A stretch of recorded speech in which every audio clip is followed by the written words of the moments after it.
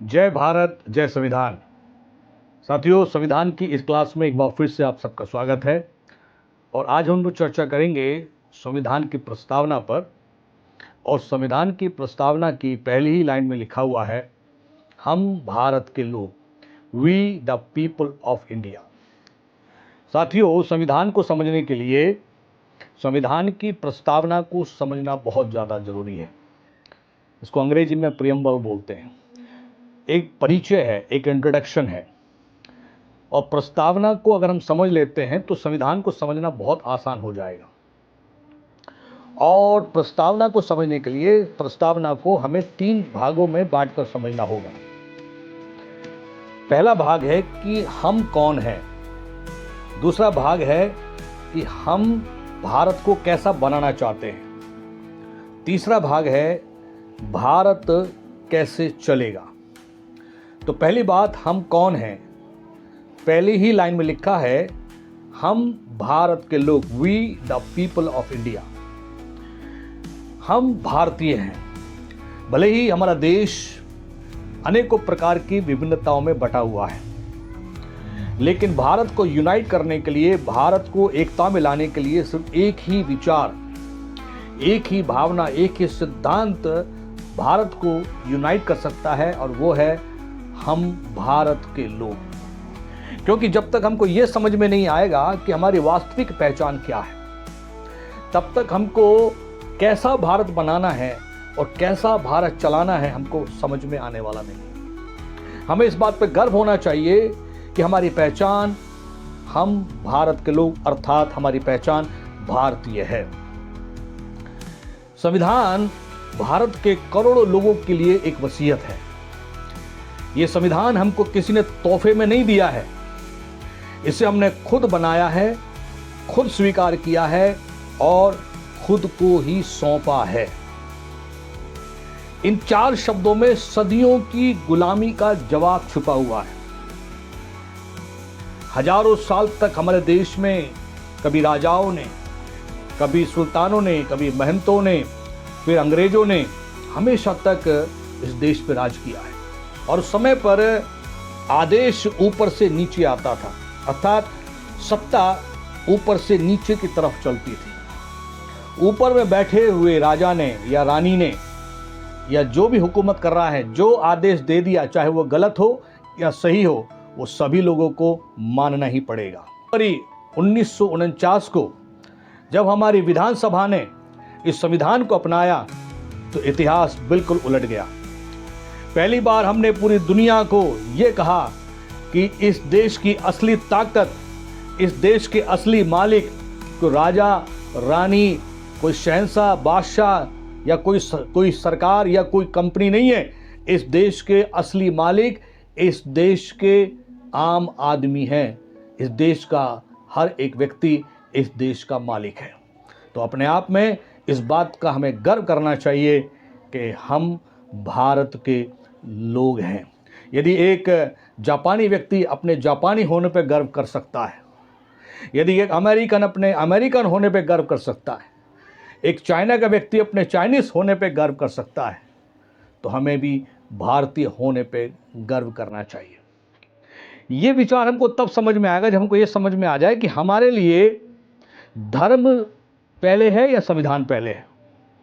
हमारे लिए हमारी जाति पहले है कि संविधान पहले है। एक उदाहरण से आपको समझाता हूँ, तब आपको समझ में आएगा। आप चाहे किसी भी धर्म के हों, जाति के हों, मान लीजिए आप फ्लाइट में सफ़र करते हैं, और फ्लाइट में सफ़र जब आप करेंगे तो आपको क्या चीज़ चाहिए? आपको पासपोर्ट चाहिए, आपको टिकट चाहिए। डोमेस्टिक फ़्लाइट है तो सिर्फ आपको टिकट चाहिए, इंटरनेशनल फ़्लाइट है तो आपको पासपोर्ट भी चाहिए और आपको टिकट चाहिए। और अगर आपसे चेकिंग पे पूछा जाता है, इमिग्रेशन पे पूछा जाता है, पासपोर्ट प्लीज़, टिकट दिखाइए, पासपोर्ट दिखाइए, तो आप उसको अपने धर्म का ग्रंथ नहीं दिखाते हैं, या उसको अपने धर्म और जाति की पहचान नहीं देते हैं, या अपनी जाति का सर्टिफिकेट नहीं देते हैं। आप वहाँ पर जो ज़रूरत है वो देते हैं, अर्थात आप वहाँ अपना पासपोर्ट और अपना टिकट देते हैं। और एक उदाहरण बताता हूँ।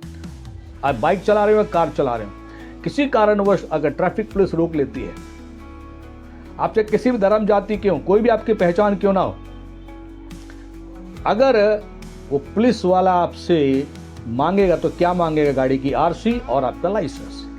तो वहां पर आप अपनी गाड़ी की आरसी और लाइसेंस और बाकी का पेपर ही दिखाएंगे, ना कि आपके धर्म और जाति की पहचान। अब आपसे मैं एक और बात पूछना चाहता हूं कि यदि एक आईपीएस अधिकारी जब अपने पद को लेता है, वो संविधान की शपथ खाता है, जिसने इतनी पढ़ाई की, एग्जाम पास किया, और वो पद लेते समय संविधान की शपथ खाता है। एक मुख्यमंत्री संविधान की शपथ खाता है, एक प्रधानमंत्री संविधान की शपथ खाते हैं, यहां तक कि देश का राष्ट्रपति भी संविधान की शपथ खाता है। तो यदि शासन के लोग हो चाहे प्रशासन के लोग हो, यदि उनके लिए संविधान प्रथम है और संविधान की शपथ खाई है, तो क्या आम भारत के नागरिक के लिए संविधान महत्वपूर्ण नहीं होना चाहिए? जब तक इस देश में लोग अपने आप को जाति और धर्म से परिचित कराते रहेंगे, देश के अंदर हमेशा सड़क से लेकर के और संसद तक झगड़े होते रहेंगे। आज हर गली मोहल्ले के अंदर में तनाव है, झगड़ा है। आज हर कॉलोनी के अंदर में तनाव है और झगड़ा है, ईर्ष्या है, नफरत है। कारण क्या है? वे सभी अपने आप को एक जाति का, एक धर्म का मान करके बैठे हुए। आपका धर्म वो आपकी व्यक्तिगत आस्था है, मानिए आपको कौन मना कर रहा है, इसकी इजाजत भी आपको संविधान देता है। अगर आप क्रिश्चियंस हैं, आपको अपनी भक्ति करने की इजाजत संविधान देता है। मुस्लिम हैं तो आपको अपनी इबादत करने की इजाजत आपको संविधान देता है। आप हिंदू हैं तो आपको अपनी भक्ति आराधना करने की इजाजत संविधान देता है। आप करिए, संविधान ने आपको इसके लिए आज़ादी दी है, लेकिन ये आपका व्यक्तिगत मसला होना चाहिए। देश की अखंडता को बनाए रखने के लिए, देश की बंधुता को बनाए रखने के लिए, भाईचारों को बनाए रखने के लिए आपको सिर्फ एक ही मानसिकता दिमाग में रखनी होगी, हम भारत के लोग। तो वहीं लिखा है हम भारत के लोग। भारत को, उसी प्रस्तावना की पहली लाइन में, हम भारत के लोग, हम भारत को अब कैसा बनाना है उस पर हम आगे चर्चा करेंगे। तो प्राउड टू बी ए भारतीय। आपने गाना सुना होगा मनोज कुमार का, हे रीत सदा की रीत सदा, मैं भारत का रहने वाला हूँ, भारत की बात बताता हूँ। तो भारत एक ऐसा देश है जिसकी संस्कृति, जिसके व्यवहार की लोग तारीफ करते हैं, पूरी दुनिया तारीफ करती है। तो हम उस गौरव को बनाए रखें और देश को मजबूत करें, और भारत के अंदर में जाति और धर्म के भेदभाव को ख़त्म करके हर एक नागरिक को भारतीयता ग्रहण करने के लिए, भारतीयता का संकल्प लेने के लिए, भारतीय बनने के लिए प्रेरित करें, तैयार। आज के इतना ही, मिलेंगे अगले वीडियो में। तब तक अपना ख्याल रखें, अपनों का ख्याल रखें, और ज़्यादा से ज़्यादा वीडियो को शेयर करें और सब्सक्राइब ज़रूर करें, लाइक करें, अपने कमेंट्स हमें भेजें। तो जय हिंद, जय भारत, इंकलाब जिंदाबाद।